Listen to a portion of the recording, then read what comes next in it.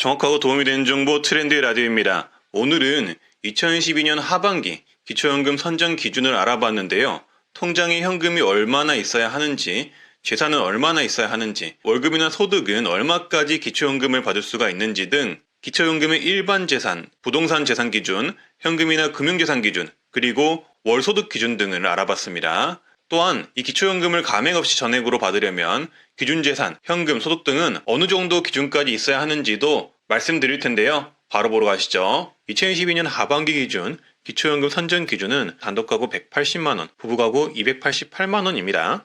따라서 개인별 소득 인정액이 보이시는 이 금액 이하여야만 기초연금을 받을 수 있다는 것입니다. 여기서 개인별 소득 인정액은 내 부동산, 금융재산, 소득, 자동차 등 다양한 소득과 재산을 반영하여 계산한 금액을 의미한다고 보시면 됩니다. 무튼 이런 내 소득 인정액이 말씀드린 선정 기준액 이하여야 받을 수 있다는 점 알고 계시면 좋고요. 그리고 또 아셔야 할 내용은 소득 역전 방지 감액 내용입니다. 내 소득 인정액이 선정 기준액 이하이면 기초연금 지급은 되지만 그렇다고 모두 지급되는 것은 아니고요. 선정 기준액에 가까울수록 차감이 되는데요. 예를 들어 내 소득 인정액이 단독가구 170만원이면 10만원을 받게 되는 거고 160만원이면 20만원을 받게 됩니다. 따라서 이렇게 감액이 되어서 지급되는 정책이 바로 소득 역전 방지 감액 정책 내용입니다. 그래서 기초연금 단독가구 30만 7,500원과 부부가구 49만 2천원을 감액 없이 모두 받으려면 이 정도 소득 인정액 이하여야 하는데요. 단독가구는 149만 2,500원 이하, 부부가구는 237만 1,000원 이하여야 합니다. 그래서 이 금액보다 내 소득 인정액이 초과가 된다면 초과한 만큼 기초연금은 감액이 된다. 이렇게 보시면 되겠습니다. 그래서 이 소득 인정액을 환산을 했을 때 부동산, 재산, 현금, 소득 등은 얼마까지 있어야 기초연금을 받을 수 있는지 계산해보면 알 수가 있는데요. 그래서 만약 근로소득이 있으시다면 얼마까지 기초연금을 받을 수 있는지 알아보도록 하겠습니다. 근로소득은 기본공제 103만원이 들어가고요. 추가공제 30%가 들어갑니다.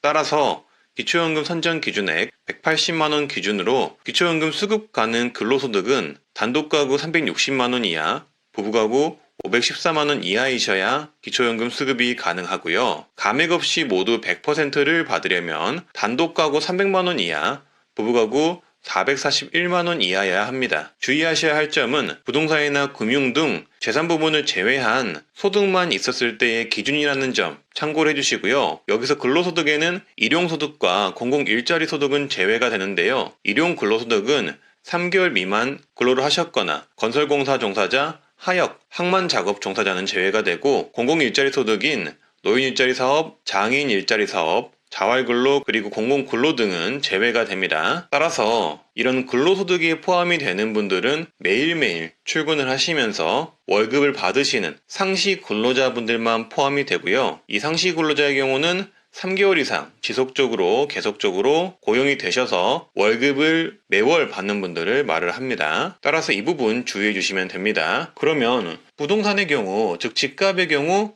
얼마까지 기초연금을 받을 수가 있을까요? 제가 그래서 이 부분 계산을 해봤습니다. 일단 부동산은 집값을 포함한 토지, 건물 등을 모두 말하고요. 이런 모든 부동산 재산을 합산해 기초연금 소득 인정의 산정식에 의해 계산을 해보면 되는데요. 일단 기초연금 계산을 할 때 부동산은 시가 표준액을 기준으로 반영을 한다는 점 참고해 주시고요. 여기에 부동산에 대한 지역별 기본공제, 즉 감액을 해주는데요. 도시별로 다릅니다. 대도시 특례시는 1억 3,500만원, 중소도시는 8,500만원, 농어촌은 7,250만원을 부동산 재산에서 감액을 해줍니다. 여기서 특례시는 수원, 용인, 고양, 창원시를 의미합니다. 그래서 기초연금 선정 기준액에 적합한 재산 기준은 이런데요. 먼저 단독가구 기준부터 말씀드리도록 하겠습니다. 대도시 특례시는 6억 7,500만원 이하, 중소도시는 6억 2,500만원 이하, 농어촌은 6억 1,250만원 이하이면 기초연금 선정 대상이 되실 수가 있습니다. 여기에 추가로 감액 없이 기초연금을 모두, 그러니까 100%를 받는 부동산 재산 기준은 대도시 특례시 5억 8,200만원, 중소도시 5억 3,200만원,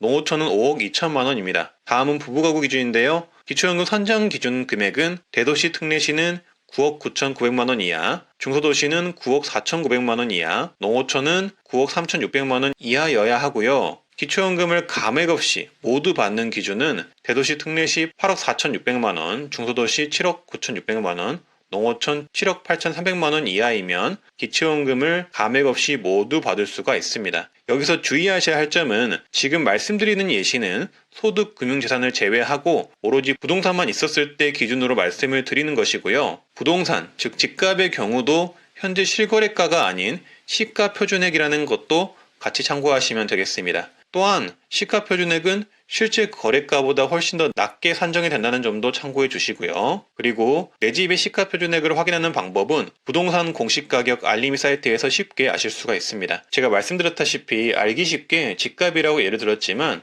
토지, 건물 등의 부동산을 가지고 계신 분이라면은 가지고 계신 부동산을 모두 합산하여서 계산을 하셔야 합니다. 그리고 지역별 기본공제는 부동산별로 이 지역별 기본공제를 개별적으로 적용하는 게 아니라 시가표준액을 합산한 후 딱 한 번만 공제가 되니 이 부분도 참고해 주시면 되겠습니다. 즉 모든 부동산을 합쳐서 한 번만 적용해준다 이 말입니다. 네, 그러면 금융재산, 그러니까 통장에 얼마까지 있어야 이 기초연금을 받을 수가 있을까요? 금융재산은 현금, 보험, 주식 등을 합산한 금액을 말하고요. 기본공제 2천만 원 공제가 1회에 들어가게 됩니다. 그러면 기초연금 선정 기준에 따른 기초연금 수급 가능 금융재산 금액은 단독가구 3억 5천만 원 이하, 부부가구 5억 5천만 원 이하이고요. 감액 없이 모두 100% 수급하는 금융재산 기준은 단독가구 2억 8천만 원 이하, 부부가구 4억 4천만 원 이하이면 기초연금을 감액 없이 받을 수가 있습니다.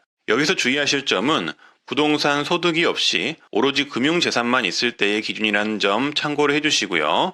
이 금융재산의 반영 기준은 입출금 통장 예금은 최근 3개월 평균 잔액을 금융재산으로 반영을 하고 정기예금 적금 등은 총 납입액을 반영을 합니다. 그리고 주식은 조사 당시 최종 가액을 반영을 합니다. 또한 보험금은 해지 환급금 기준으로 금융재산에 반영을 합니다. 네, 오늘은 기초연금 통장에 얼마까지 있어야 받을 수 있나 한번 알아봤는데요. 금융재산만 있을 때의 단순 예시라는 점 참고를 해주시고요. 궁금한 점 있으시면 댓글 남겨주시고 앞으로도 좋은 정보 전달하는 트렌드 라디오가 되도록 하겠습니다. 구독과 좋아요, 알람 설정 부탁드립니다. 오늘도 건강하시고 행복하세요. 감사합니다. 오늘은 기초연금을 받으려면 재산, 현금, 소득 얼마 기준까지 받을 수 있나 한번 계산을 해봤는데요. 각각 재산, 현금, 소득만 있는 경우에 단순한 예시라는 점만 참고해 주시고요. 궁금한 점 있으시면 댓글 남겨주시고 앞으로도 좋은 정보 전달하는 트렌드 라디오가 되도록 하겠습니다. 구독과 좋아요, 알람 설정 부탁드립니다. 오늘도 건강하시고 행복하세요. 감사합니다.